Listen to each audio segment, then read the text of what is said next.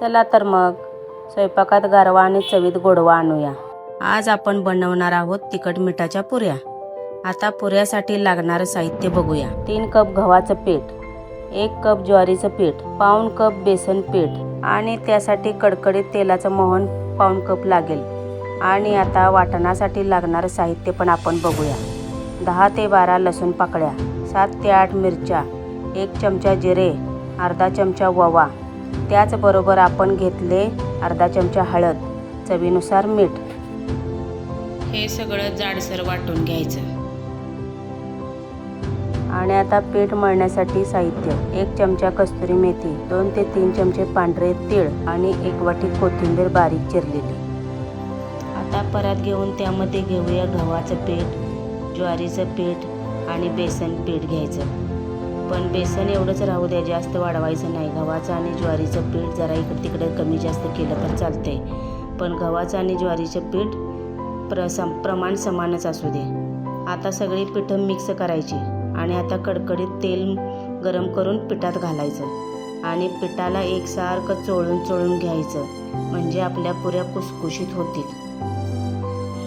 वाटीने घेताय तर मग त्याच वाटीने पाऊण वाटी तेल घ्यायचं। जेव्हा सगळीकडून चोळून पिठाला लावलं की कोणताही पदार्थ एकसारखा तळला जातो आणि कुसकुशीत होतो। पावसाचा जोर धरायला लागला की आषाढ महिना समजायचं, म्हणजे तळणीचे पदार्थ खास करून आषाढ महिन्यात केले जातात। कापणे आणि धपाटे थापून पण करतात आणि तळून पण करतात, म्हणजे आपण त्यांना तिखट मिठाच्या पुऱ्या म्हणतो। खुसखुशीत टमटमीत तिखट मिठाच्या पुऱ्या आमच्याकडे तळणीचे धपाटे म्हणतो। तुमच्याकडे वेगळं काही नाव असेल तर मला कमेंटमध्ये नक्की सांगा। प्रवासामध्ये 8 ते 10 दिवस ह्या पुऱ्या टिकतात, म्हणून ह्या पुऱ्या प्रवासात आपल्याला बरोबर घ्यायच्या। एक टाइम आपलं पोट भरतं।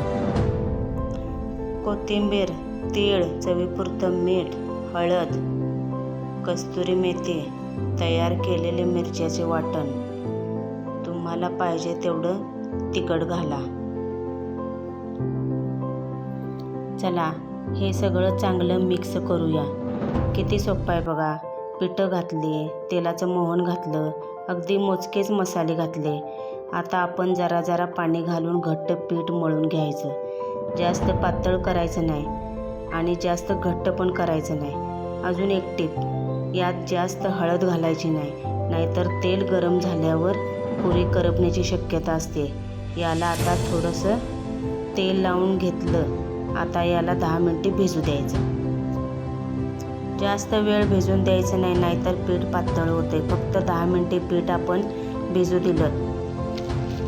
आता मोठे मोठे गोळे करून एकदम मोठी चपाती लाटून वाटीने उठवून एकसारख्या पुऱ्या केली तरी चालतात। आणि पुऱ्या एकदम कुरकुरीत पाहिजे असतील तर चपातीपेक्षाही पातळ लाटायची, आणि जर मऊ पाहिजे असेल, कुसकुशीत पाहिजे असतील तर भाकरीसारखं लाटायचं। मी कशी लाटली ते बघा। चला आता ज्वारीचं गव्हाचं थोडं बेसन वापरले म्हणून आपण थोडं गव्हाचं पीठ लावून लाटायचं। जास्त पीठ लावायचं नाही, नाहीतर तेलात सुटून तेल खराब होते। मी फक्त सुरुवातीलाच पीठ लावलंय, परत नाही। मी कुसकुशीत पुऱ्या करणार आहे म्हणून मी जरा भाकरीसारखं जाड लाटले। तुम्हाला कशी पाहिजे ते बघा। आणि मग अशी एक वाटी घेतली।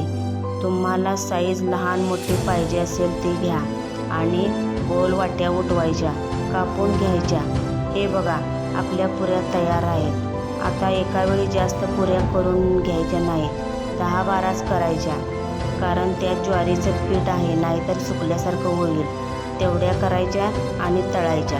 एकटी असेल तर तेवढ्याच करायच्या, दोघे असेल तर एकीने लाटून द्यायच्या आणि दुसरीने तळायच्या। आता पुऱ्या तळण्यासाठी तेल गरम करायला ठेवले। आता तेल कसं तापले ते बघूया। एक गोळी टाकली की पटकन वर आली की तापले असं समजायचं। तेल नाही तापलं की पुरी अजिबात फुगत नाही। गॅस थोडासा मोठाच ठेवूया, म्हणजे पुरी फुगते।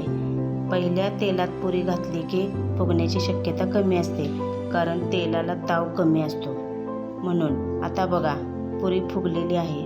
पुरी खरपूस दोन्ही बाजूने तळून घेऊया। आता पुरी काढून घेऊया। आता आपण कोथिंबीर जास्त वापरले त्यामुळे पुऱ्या फुगतीलच असं नाही। कोथिंबीर कमी घातली पुरी फुगतेच। चला सगळ्या पुऱ्या अशाच तळून घेऊया।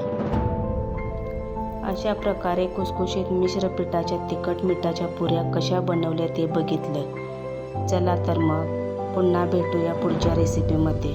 चॅनलला लाईक, शेअर, सबस्क्राईब करायला विसरू नका. धन्यवाद.